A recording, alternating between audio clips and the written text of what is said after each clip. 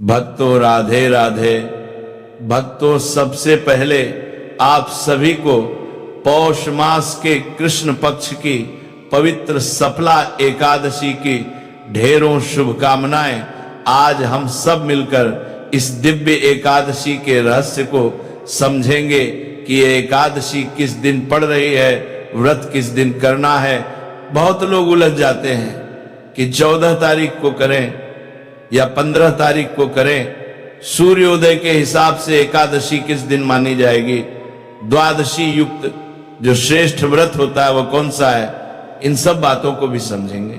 और साथ ही यह भी जानेंगे कि इस एकादशी का व्रत इतना श्रेष्ठ क्यों माना गया है, इसे कैसे करना चाहिए, किन बातों का ध्यान रखना चाहिए, और ये हमारे जीवन के पाप, संकट, कष्ट और असफलताओं को किस तरह दूर करता है। भक्तों, शास्त्रों में कहा गया है कि जो फल इंसान को 5000 वर्ष तक कठोर तपस्या करने से मिलता है, वही फल केवल एक बार सच्चे मन से सफला एकादशी का व्रत करने से मिल जाता है। सोचिए, एक तरफ 5000 साल का तप, जंगलों में भटकना, कठिन साधना करना, और दूसरी तरफ केवल एक दिन ईमानदारी से व्रत करके भगवान का नाम लेकर वह सब फल पा लेना, ये कोई छोटी बात नहीं है। ये हमारे सनातन धर्म की महिमा है, एकादशी के व्रत की महिमा है।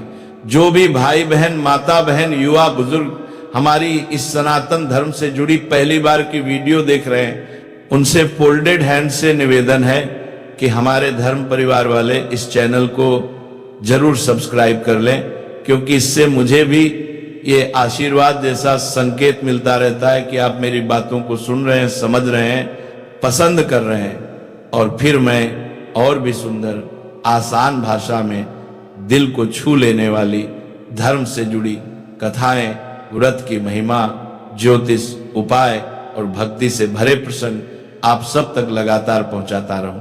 तो चलिए भक्तों, भाक मानी मानी, अब सीधे विषय पर आते हैं और शुरू करते हैं सफला एकादशी की कथा और महिमा को। पौष मास के कृष्ण पक्ष में जो एकादशी आती है उसका नाम है सफला एकादशी। नाम ही बता रहा है, सफला यानी सफल बनाने वाली। जो भी इस दिन श्रद्धा से व्रत करता है उसके जीवन के अधूरे काम, रुके हुए कार्य, टूटी हुई हिम्मत, बार बार मिलने वाली असफलताएं धीरे धीरे सफलता में बदलने लगती हैं। यही कारण है कि इसे सफलता देने वाली, पाप काटने वाली और मनोकामना पूर्ण करने वाली एकादशी कहा गया है। ये एकादशी न केवल धन, यश और प्रतिष्ठा देती है, बल्कि मन को शांति, घर में सुख शांति, परिवार में प्रेम और आत्मा को पवित्रता भी प्रदान करती है। यदि मनुष्य इस तिथि को सच्चे मन से व्रत कर ले, निरंतर नारायण का स्मरण करे, श्री हरि का ध्यान करे, तो उसके जीवन के कई संकट भगवान स्वयं काट देते हैं। क्योंकि यह तिथि भगवान वासुदेव की विशेष कृपा पाने का सुनहरा अवसर है। अब भक्तों, आप सब आराम से बैठ जाइए, मन को शांत कर लीजिए और ध्यान से सुनिए, क्योंकि अब मैं आपको सफला एकादशी से जुड़ी एक बहुत ही अद्भुत, हृदय को बदल देने वाली पौराणिक कथा सुनाने जा रहा हूं, जो केवल कहानी नहीं बल्कि जीवन का आईना है। एक समय की बात है, प्राचीन काल में चंपावती नाम की एक सुंदर और समृद्ध नगरी थी। उस नगरी में महिष्मत नाम के अत्यंत पराक्रमी, धर्मनिष्ठ और प्रजावत्सल राजा राज्य किया करते थे। वे न्याय प्रिय थे, धर्म का पालन करते थे, यज्ञ, दान, सेवा इन सब में अग्रणी थे, और उनकी 4 संतानें थीं। चारों पुत्रों में सबसे बड़ा पुत्र था लुम्पक। अब आप सोचेंगे कि राजा धर्मनिष्ठ हो और बेटा भी वैसा ही होगा, लेकिन ऐसा आवश्यक नहीं। जैसा कर्म वैसा फल। लुम्पक बचपन से ही बुरे मार्ग पर चल पड़ा था। वह पाप कर्मों में इतना लिप्त रहता था कि उसे न अपने पिता की इज्जत का ख्याल था, न अपने कुल और संस्कृति की मर्यादा का। स्त्री दुराचार, गलत संगति, जुआ खेलना, शराब पीना, दूसरों की वस्तु छीन लेना उसके लिए रोज का काम था। ब्राह्मणों का अपमान करना, शास्त्रों की हंसी उड़ाना, वैष्णवों की निंदा करना, मंदिर जाने वालों को ताने मारना, ये सब उसके लिए खेल जैसा हो गया था। देखिए भक्तों, जब घर में कोई सदस्य लगातार पाप करता है तो केवल उसका ही नुकसान नहीं होता, पूरा घर, पूरा वंश, पूरा वातावरण उसके पाप से प्रभावित होता है। यही हुआ चंपावती में। लुम्पक के पाप का असर राज्य पर भी दिखाई देने लगा। प्रजा के मन में बेचैनी बढ़ने लगी, धन होते हुए भी सुख नहीं रहा, और आखिरकार एक दिन राजा महिष्मत ने कठोर निर्णय लिया। उन्होंने सोच लिया कि यदि इस बेटे को रोका नहीं गया तो पूरा वंश कलंकित हो जाएगा। उन्होंने क्रोध और दुख से भरे हृदय से लुम्पक को अपने सामने बुलाया और कहा, तुम अब मेरे पुत्र कहलाने के योग्य नहीं रहे। तुम्हारे कारण समूचे राज्य की शांति नष्ट हो रही है, इसलिए आज से तुम्हें राज्य से निष्कासित किया जाता है। अब तुम यहां नहीं रहोगे। इस प्रकार लुम्पक को राजपद, महल की सुविधाएं, परिवार का साथ, सब कुछ छोड़कर अकेले भटकना पड़ा। वो राज्य की सीमा पार कर जंगल में रहने लगा। लेकिन सोचिए भक्तों, उसके स्वभाव में कोई सुधार नहीं आया। शरीर जंगल में था पर मन पापों में ही डूबा था। वह दिन में जंगल के निरीह प्राणियों का शिकार करता, उनके मांस को भूनकर खाता, और रात के समय छिप छिप कर नगर में आता, चोरी और लूटपाट करता, लोगों की मेहनत की कमाई लूट लेता। कई बार वो पकड़ा भी गया। लोगों ने उसके पाप कर्मों की शिकायत भी की, लेकिन वो इतना दुष्ट बन चुका था कि उसे न लज्जा आती न पछतावा। उसकी बुद्धि पर पाप ने ऐसा पर्दा डाल दिया था कि उसे सही गलत में कोई फर्क ही नहीं दिखाई देता था। वह जंगल में एक अति प्राचीन विशाल पीपल के वृक्ष के नीचे रहने लगा। यह कोई साधारण वृक्ष नहीं था। शास्त्रों में लिखा है कि पीपल भगवान श्री हरि का प्रिय वृक्ष है। उस वृक्ष के नीचे भगवान का सूक्ष्म रूप विराजमान रहता है। कितनी अजीब बात है भक्तों कि जो व्यक्ति खुलेआम भगवान की निंदा करता था, गालियां देता था, ब्राह्मणों को तंग करता था, वही अब अनजाने में भगवान के प्रिय स्थान पर आकर रहने लगा। उसे क्या पता था कि यही वृक्ष उसके जीवन को बदलने वाला है। समय बीतता गया, पाप कर्म बढ़ते गए, पर भगवान भी प्रतीक्षा करते रहे कि कब यह जीव अपने किए हुए कर्मों का फल भोगते भोगते थक जाएगा और मेरी शरण में आएगा। आखिरकार वो समय भी आ गया जिसका इंतजार ऊपर बैठा हरि कर रहे थे। एक दिन पौष मास की कड़कड़ाती ठंड थी। पहाड़ों से चलकर आती ठंडी हवा शरीर को चीर रही थी। रात लंबी थी, अंधेरी थी, और भारी ठंड की वजह से लुम्पक सो नहीं पा रहा था। उसके पास न गर्म कपड़े थे, न आग का समुचित प्रबंध। वह ठंड से कांपते कांपते सारी रात जागता रह गया। यह दिन था पौष कृष्ण पक्ष की दशमी का। अब यहां एक गहरा रहस्य छिपा है। उसे पता ही नहीं था कि व्रत क्या होता है, नियम क्या होता है, उपवास क्या होता है, पर परिस्थितियों ने उसे एक तरह से जागरण और उपवास दोनों करवा दिया। वह भूखा प्यासा ठंड से व्याकुल होकर पूरी रात भगवान का नाम भले न ले सका हो, पर उसका शरीर वही तप कर रहा था जो आगे चलकर उसके जीवन में चमत्कार बनेगा। रात किसी तरह कट गई। सुबह हुई, अगले दिन एकादशी थी। जब मध्याह्न के समय सूर्य की हल्की सी गर्मी उस पर पड़ी तो उसकी मूर्छा कुछ दूर हुई, शरीर थोड़ा गर्म हुआ। वह गिरता पड़ता जैसे तैसे उठा और भोजन की तलाश में निकला। पर भक्तों, शरीर इतना थक गया था, हाथों में इतनी कमजोरी आ गई थी कि अब वह पशुओं को मारकर उनका मांस भी नहीं खा सकता था। शिकार करना तो दूर, तीर धनुष उठाने की ताकत तक उसमें नहीं बची थी। मजबूर होकर वह उसी पीपल के वृक्ष के आसपास गिरे हुए फल उठाने लगा। जो भी फल नीचे गिरे मिले उन्हें इकट्ठा किया और फिर थका हारा टूट चुका मन लेकर उसी पीपल के नीचे आ बैठा। इस समय तक सूर्यास्त होने ही वाला था। लालिमा छा रही थी और उसकी जीवन यात्रा भी जैसे ढलान पर नजर आ रही थी। उस असहाय अवस्था में जब आसपास कोई सहारा नहीं, न राजा, न परिवार, न मित्र, न धन, न बल, तभी उसके भीतर कहीं वे बीते हुए जन्मों के संस्कार जाग उठे, जो पापों की धूल के नीचे दबे पड़े थे। अचानक उसका हृदय द्रवित हो गया, आंखों में आंसू आ गए और पहली बार उसके मुंह से दर्द के साथ भगवान का नाम निकला। उसने आकाश की ओर देखकर कहा, हे प्रभु, मेरी एक कैसी स्थिति हो गई है। न घर रहा, न परिवार, न इज्जत, न सुख। शरीर टूट चुका है, मन थक चुका है। अब ये जो थोड़े बहुत फल मेरे हाथ में हैं, इन्हें मैं आपको ही अर्पित करता हूं, आप ही इनसे तृप्त हो जाइए। उसने वे फल उस पीपल के नीचे भगवान नारायण को भाव से चढ़ा दिए, ये सोचकर कि अब मेरे पास देने को और है ही क्या। भक्तों, उस रात भी वह ठंड के कारण सो नहीं पाया, फिर से सारी रात जागता रहा। शरीर कांप रहा था, पर मन में अब बार बार भगवान की याद आ रही थी। वो बार बार मन ही मन कह रहा था, हे नारायण, अगर मैं सचमुच आपका हूं तो अब मुझे बचा लो, मेरे जीवन को कोई रास्ता दिखा दो। उसे पता भी नहीं चला। और इस तरह बिना अन्न के जागरण के साथ भगवान की स्मृति में बीती हुई ये पूरी एकादशी उसके जीवन का पहला सच्चा व्रत बन गई।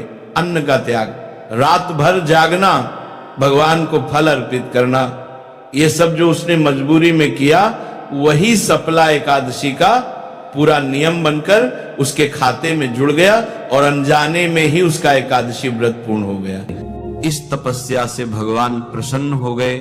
अगले दिन सूर्य उदय होते ही एक सफेद तेजस्वी घोड़ा लुम्पक के पास आकर खड़ा हो गया। उसी क्षण एक आकाशवाणी हुई, हे वत्स, ये घोड़ा तुम्हारे लिए आया है। भगवान नारायण की असीम कृपा और सफल एकादशी का नियम पूर्वक पालन करने के कारण तुम्हारे समस्त पाप नष्ट हो गए। अब तुम इस घोड़े पर सवार होकर अपने पिता के पास अपने नगर में वापस चले जाओ। तुम्हारा राज्य तुम्हें वापस पाप नष्ट हो गए मिल जाएगा। ऐसी आकाशवाणी सुनकर वह गदगद हो गया। सफल एकादशी से अर्जित पुण्य फल के कारण उसका शरीर पुनः कांतिमान हो गया। उसी क्षण वह अपने राज्य को वापस आया और अपने पिता से क्षमा याचना करने लगा और उन्हें सारा वृतांत सुनाया। उसके पिता ने जब उसे समस्त सद्गुणों से युक्त देखा तो वह अत्यंत प्रसन्न हुए और लुम्पक को राज्य का कार्यभार संभाला कर वह वन को तपस्या के लिए चले गए। इस प्रकार लुम्पक ने अपने राजकुमार होने के सभी दायित्वों को निभाया। अपने पिता के पदचिन्हों का अनुसरण करते हुए वह अपने देह को त्यागने के बाद वैकुंठ लोक को प्राप्त हुआ। कथा समाप्त करते हुए भगवान श्री कृष्ण कहते हैं, हे राजन, जो व्यक्ति सफला एकादशी की इस कथा का श्रवण या पाठन करते हैं, उन्हें राजसूय यज्ञ का पुण्य फल प्राप्त होता है। उनके समस्त कष्ट नष्ट हो जाते हैं और अंत में वैकुंठ को वे प्राप्त करते हैं। जय श्री हरि विष्णु। भगवान कृष्ण कहते हैं कि जो इस एकादशी का व्रत करता है, उसके सभी पाप नष्ट हो जाते हैं और उसे सुख, संपत्ति, धन सब कुछ जीवन में प्राप्त होता है और अंत समय आने पर वह भगवान के धाम को प्राप्त करता है।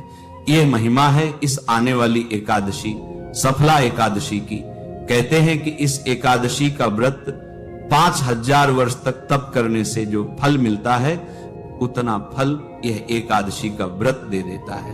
तो इसीलिए इस एकादशी का व्रत आपको अवश्य ही करना चाहिए।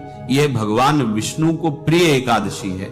भगवान कहते हैं कि मैं बड़े से बड़े दान से प्रसन्न नहीं होता जितना मैं एकादशी के व्रत से होता हूं। तो अब बात करते हैं कि इस एकादशी का व्रत आपने करना कैसे है, क्या नियम है, पूजा की विधि क्या रहेगी। फिर आपको बताएंगे कि ये एकादशी है कब और व्रत करना कब है। एकादशी के जो व्रत के नियम है ना, वह दशमी तिथि से ही आरंभ हो जाते हैं। व्रत के एक दिन पहले ही आपने कुछ वस्तुओं का त्याग करना होता है। उनमें प्रमुख रूप से है तामसिक वस्तुओं का त्याग। तामसिक वस्तुओं में आते हैं लहसुन, प्याज तो है ही, जो आप कॉफी पीते हैं, चाय पीते हैं, ये भी उसी में आती है। ये एक प्रकार का नशा ही तो है। तो लहसुन, प्याज आदि का त्याग एक दिन पूर्व ही आपने कर देना है। व्रत वाले लोग पूछते हैं, चाय पी सकते हैं क्या? देखो, पीनी तो नहीं चाहिए। चाय क्या है? एक मादक पदार्थ है, और हम जो एकादशी कर रहे हैं ये हम भगवान की भक्ति कर रहे हैं। इन सब चीजों से दूर रहने के लिए, व्यसनों से दूर रहना ही तो एकादशी व्रत है, व्यसनों से दूर रहना ही तो व्रत कहलाता है। और जब हम व्यसन में ही पड़ गए तो फिर काहे का व्रत जी। तो एक दिन पूर्व ही लहसुन प्याज आदि का त्याग है। कुछ लोग जो मांस मदिरा का सेवन करते हैं लेकिन वह एकादशी का व्रत भी करते हैं, तो वह लोग भी एक दिन पहले ही इसको छोड़ देंगे। ऐसा नहीं कि आज खाए पिए और कल कर ले, एक दिन पूर्व ही दशमी तिथि से ही कांसे के पात्र का प्रयोग नहीं करना। कांसे की जो थाली आती है, लोटा आता है, जो भगवान की पूजा में भी कई बार प्रयोग करते हैं, भोग के लिए भी प्रयोग करते हैं, तो कांसे की वस्तु का प्रयोग नहीं होगा इन 3 दिनों में, दशमी, एकादशी, द्वादशी। शहद का प्रयोग भी वर्जित कहा गया है। एकादशी के अनुष्ठान में शहद प्रयोग नहीं होगा। दशमी, एकादशी और द्वादशी तीनों दिन हरी पत्तेदार सब्जियों में चने के साग की मनाही है, बैगन और मूली की मनाही है। इनका सेवन आपको दशमी तिथि को ही बंद कर देना है। मसूर की दाल भी आपको दशमी तिथि को नहीं खानी है, छोड़ देनी है। इस प्रकार से इन वस्तुओं का त्याग, दशमी तिथि को एक वक्त का भोजन दशमी तिथि को करने को कहा गया है शास्त्रों में। अगर आप इस नियम का पालन कर पाते हैं तो अवश्य कीजिए, और जो इस नियम का पालन नहीं कर पा रहे हैं वो रात्रि को भी अगर खा रहे हैं तो ध्यान दीजिएगा कि तामसिक पदार्थों का सेवन बिल्कुल ना करें। रात को सोने से पहले दंत धावन अच्छे से करके सोएं, अच्छे से कुल्ला आदि करके सोएं, जिससे कि मुंह में अन्न का कोई दाना आदि ना रहे। पर एकादशी वाले दिन सूर्योदय से पहले उठ जाए। उठने के बाद स्नान आदि करके स्वच्छ वस्त्र धारण करके और पूजन करें। एक बड़ी जानकारी दे दूं कि खरमास तो 16 से आरंभ होगा, 16 की सुबह से, परंतु जो मांगलिक कार्य है ना वह 13 से ही बंद हो जाएंगे, क्योंकि 13 की रात्रि को ही शुक्र अस्त हो जाएगा। और जब शुक्र अस्त हो जाता है तो आपने भी सुना होगा, आप में से जो दर्शक हमारे साथ में सुन रहे हैं, जो हम पढ़ते हैं प्रतिदिन, तो मार्गशीर्ष में भगवान नारायण के द्वारा कहा गया था, भगवान विष्णु ने स्वयं कहा है कि जब गुरु और शुक्र इनमें से कोई भी अस्त हो, उस समय पर कोई भी मांगलिक कार्य नहीं करना चाहिए, वह शुभ फल नहीं देता है। तो शुक्र अस्त होने जा रहा है, इसीलिए 13 तारीख के बाद कोई भी शुभ मांगलिक कार्य नहीं होगा, और उसके बाद 2 दिन बाद तो फिर खरमास ही शुरू हो जाएगा। तो पौष का महीना है, खरमास है, उसमें तो वैसे ही कार्य नहीं होते। तो एकादशी वाले दिन स्नान आदि से निवृत्त होकर स्वच्छ वस्त्र धारण कीजिए, और अब आप एकादशी का पूजन करेंगे। व्रत पूजन संकल्प करते हुए करेंगे। पूजन के लिए क्या सामग्री आपको चाहिएगी? सामग्री के रूप में आपके पास भगवान श्री हरि विष्णु की कोई तस्वीर या प्रतिमा होनी चाहिए। इसके अतिरिक्त उनको स्थापित करने के लिए लकड़ी की जो चौकी आदि आती है वह लीजिएगा। उस पर बिछाने के लिए लाल या पीला वस्त्र ले लीजिए। रोली, मोली, पान, सुपारी, लौंग, इलायची, धूप, दीप, नैवेद्य, पुष्प की माला, इत्र और जनेऊ, ये वो सामग्री है जो आपको लेनी है। ये सारी एकत्र कीजिए। एकत्र करके आसन लगा के बैठ जाइए। 1 लोटा लीजिए तांबे का, उसमें पहले थोड़ा सा गंगा जल भरिए, फिर शुद्ध जल भरिए। ये जो भी सामग्री आपने रखी है, जो स्थान है जहां बैठकर आपने पूजन करना है, भगवान का जहां चौकी लगानी है, उस स्थान पर और सामग्री पर फूल के द्वारा जल के छींटे दीजिए। लोटे में जो जल भरा है ना, उससे जल के छींटे दीजिएगा, छार कहकर प्रकार से जल के छींटे देकर आपने स्थान को शुद्ध किया, पवित्र किया। अब आप चौकी को बिछाइए। चौकी पर लाल रंग का जो वस्त्र है, पीले रंग का वस्त्र है, उसको बिछाइए। उस पर भगवान की तस्वीर या प्रतिमा जो भी आपके पास है उसको स्थापित कीजिए। उनके सामने दीपक रखिए। घी का दिया है तो सीधे हाथ की ओर रखिएगा, तेल का दिया है तो उल्टे हाथ की ओर रखिएगा, और अगर धूप है तो विपरीत दिशा में धूप भी रखिएगा। इस प्रकार भगवान की स्थापना करके सामने धूप दीप रखिए। अपना हाथ धो लीजिए। लोटे में जो जल है, चम्मच से अपने सीधे हाथ पर जल लीजिए, हाथ धो लीजिए। अब आप 3 बार आचमन करेंगे। तो एक छोटा कोई पात्र ले लीजिए, उसमें थोड़ा सा जल और भर लीजिए। तो एक एक चम्मच जल अपने सीधे हाथ पर लीजिएगा और उसको पी जाइएगा। आचमन में 6 मासा जल जो है वह आलव है। जो लोग निर्जला एकादशी करते हैं ना, वह भी 6 मासा जल से जल आचमन कर सकते हैं। यह शास्त्रीय विधान है, भगवान ने स्वयं कहा है, उससे व्रत खंडित नहीं होता है। तो 6 मासा का अभिप्राय है कि 2 बूंद जल अपने हाथ पर लेना है, आचमन करना है, फिर 2 बूंद जल लेना है, फिर आचमन करना है। इतना जल आप पी सकते हैं।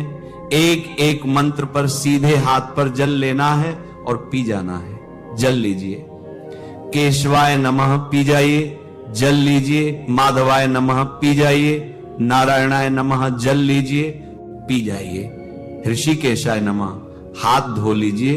हाथ धोकर अपने को तिलक कीजिए, मौली बांधिए, और परिवार के लोग यदि बैठकर पूजन कर रहे हैं तो उन्हें भी तिलक कीजिए और मौली बांधिए। अब भगवान का पूजन करने के लिए जो धूप और दीप है उसको जला लीजिए।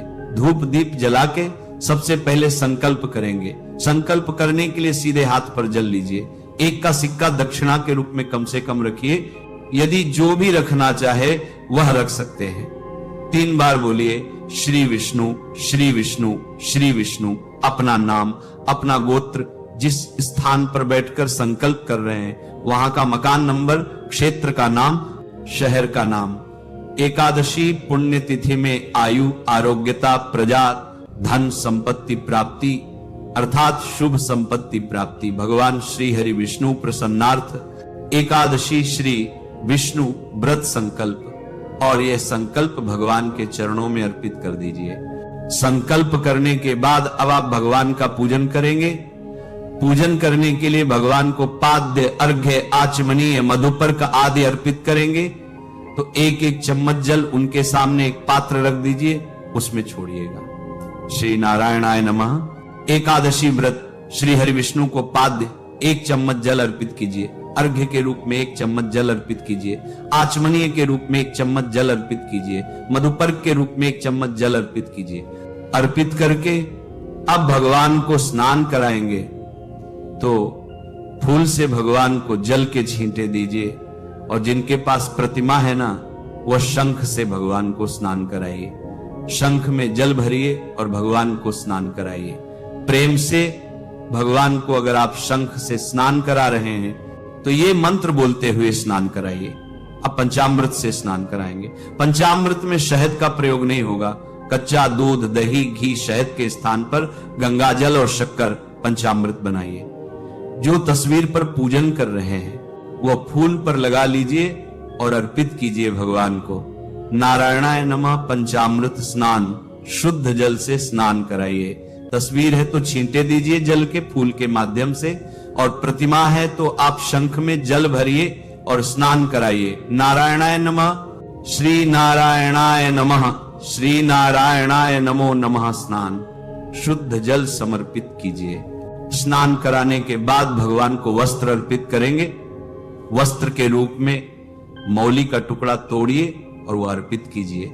जनेऊ लीजिए, जनेऊ पर रोली का तिलक कर लीजिए, जनेऊ अर्पित कर दीजिए।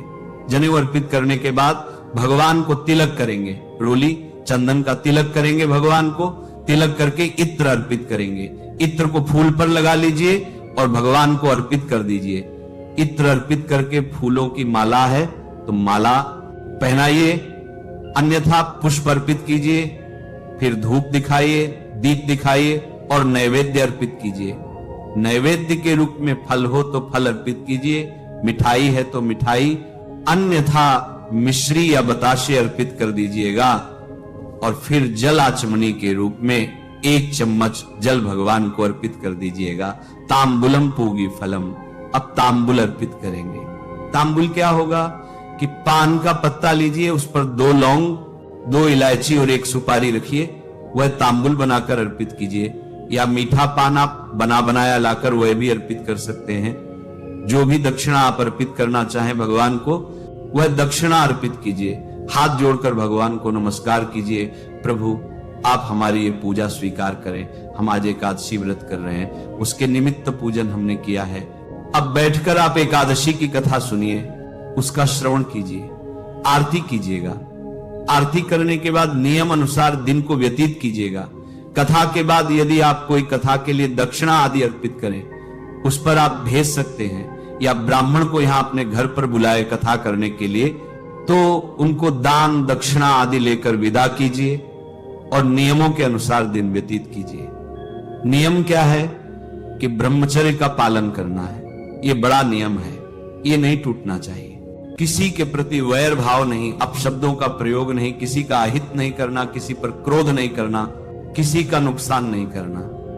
शांत चित्त होकर प्रभु के चरणों में मन को लगाते हुए दिन को व्यतीत कीजिए। घर में किसी प्रकार का कलह क्लेश ना करें, क्योंकि भगवान नारायण विराजमान